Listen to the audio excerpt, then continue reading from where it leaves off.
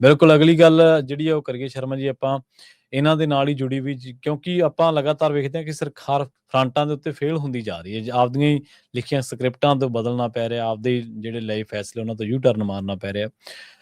ਸਿੱਧੂ ਦੇ ਬਾਰੇ ਅਕਸਰ ਰਾਜਨੀਤਿਕ ਚਰਚਾ ਚੱਲਦੀ ਰਹਿੰਦੀ, ਆਪਾਂ ਕਹਿੰਦੇ ਹੁੰਦੇ ਸਿੱਧੂ ਜੇ ਚੁੱਪ ਨੇ ਤਾਂ ਵੀ ਖਬਰ ਹੈ, ਤੇ ਜੇ ਬੋਲਦੇ ਨੇ ਤਾਂ ਖਬਰ ਬਣੀ ਜਾਂਦੀ ਹੈ। ਨਵੇਂ ਰਾਜਨੀਤਿਕ ਫਰੰਟ ਦੀਆਂ ਕਨਸੋਆਂ ਨੇ ਕਿ ਲੈ ਕੇ ਆ ਰਹੇ ਨੇ। ਦੇਖੋ, ਨਵਜੋਤ ਸਿੰਘ ਸਿੱਧੂ ਹਮੇਸ਼ਾ ਤੋਂ ਆਪਣੇ ਬੋਲਣ ਦੇ ਅੰਦਾਜ਼ ਕਰਕੇ, ਆਪਣੀ ਬੇਬਾਕੀ ਕਰਕੇ, ਵਿਰੋਧੀਆਂ ਨੂੰ ਘੇਰਾਬੰਦੀ ਕਰਨ ਕਰਕੇ, ਆਪਣੀ ਲੱਛੇਦਾਰ ਗੱਲਾਂ ਕਰਨ ਕਰਕੇ, ਹੈ ਨਾ, ਜਾਂ ਇਮਾਨਦਾਰੀ ਵਾਲੀ ਦਿੱਖ ਕਰਕੇ ਬਹੁਤ ਪ੍ਰਚਲਿਤ ਨੇ। ਜੀ ਜੀ ਬਿਲਕੁਲ।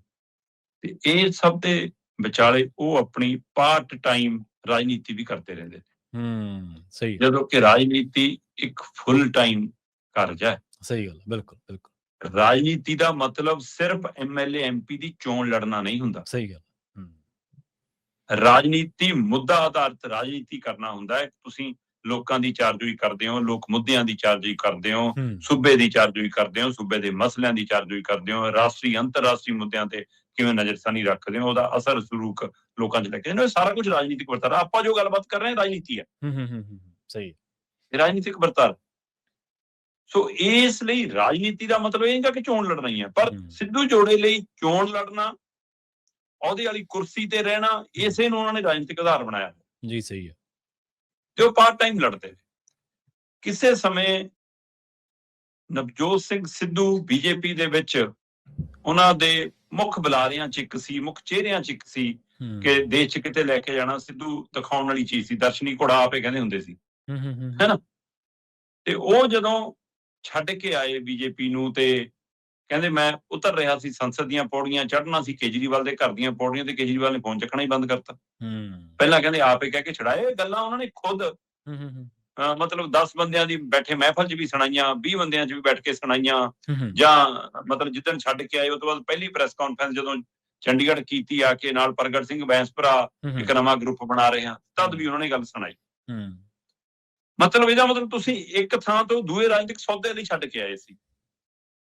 ਸੌਦਾ ਨਹੀਂ ਪਟਿਆ ਤੁਹਾਨੂੰ, ਪੰਜਾਬੀਅਤ ਦੀ ਯਾਦ ਆ ਗਈ, ਤੁਸੀਂ ਆਪਣਾ ਇੱਕ ਗਰੁੱਪ ਬਣਾ ਕੇ ਸਾਹਮਣੇ ਆ ਗਏ ਜੀ। ਉਹ ਤੋਂ ਬਾਅਦ ਤੁਸੀਂ ਕਾਂਗਰਸ ਦੇ ਰਾਹ ਪੈ ਗਏ।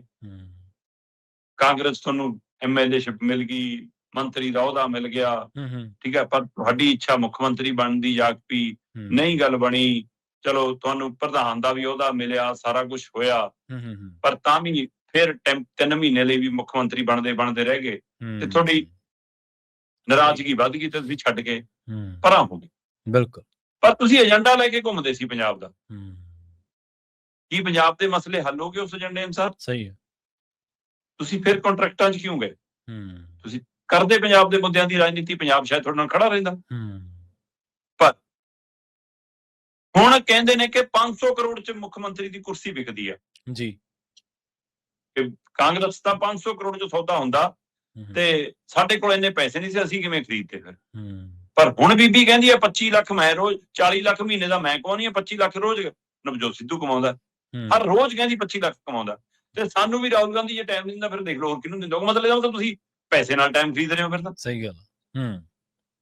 ਫਿਰ ਇਹ ਕੀ ਕਿੱਥੇ ਰਹਿ ਗਈ ਤੁਹਾਡਾ ਸਿਧਾਂਤ, ਕਿੱਥੇ ਰਹਿ ਗਈਆਂ ਗੱਲਾਂ? ਜੀ ਜੀ।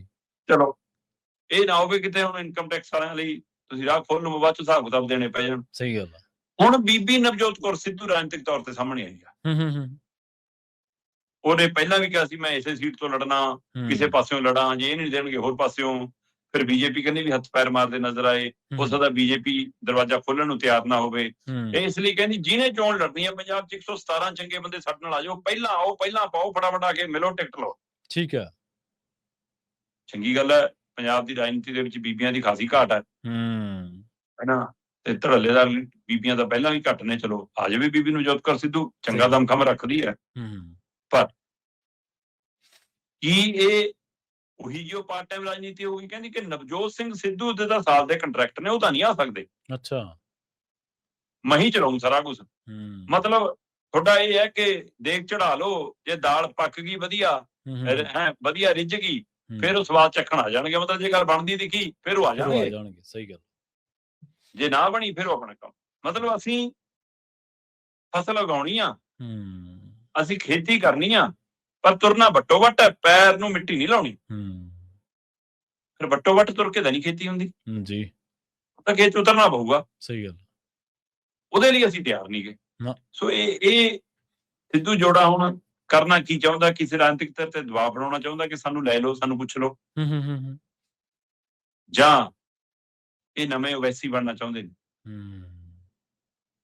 ਇਹਦੇ ਲਈ ਫਾਇਦਾ ਕਰਨਗੇ ਇਹ, ਸਹੀ ਗੱਲ ਕਿਉਂਕਿ ਜਿੰਨੀਆਂ ਵੱਧ ਧਿਰਾਂ ਪੰਜਾਬ 'ਚ ਜੰਮ ਰਹੀਆਂ ਨੇ, ਲੋਕ ਇਹਦੇ ਵੀ ਅੰਦਾਜ਼ੇ ਲਾ ਰਹੇ ਨੇ ਕਿ ਇਹਦੇ ਪਿੱਛੇ ਵੀ ਕਿਤੇ ਉਹੀ ਘਾਗ ਰਾਜਨੀਤੀ ਘਾਰ ਤਾਂ ਨਹੀਂ ਗੇ ਸਹੀ ਗੱਲ ਜਿਹੜੇ ਪੰਜਾਬ 'ਚ ਆਉਣ ਲਈ ਕਾਹਲੇ ਨੇ। ਤੇ ਉਹ ਹਰ ਲੋਕ ਤਾਂ ਇਹ ਵੀ ਅੰਦਾਜ਼ੇ ਲਾ ਰਹੇ ਨੇ ਕਿ ਜਿਹੜੇ ਕਿਸਾਨਾਂ ਤੇ ਡਾਂਗਾ ਫਿਰ ਰਹੀਆਂ, ਇੱਕ ਪਿੰਡੇ 400 FIR ਹੋ ਰਹੀਆਂ, ਇਹ ਵੀ ਬੀਜੇਪੀ ਲਈ ਤਾਂ ਨਹੀਂ ਮਾਹੌਲ ਸਿਰਜਿਆ ਜਾ ਰਿਹਾ।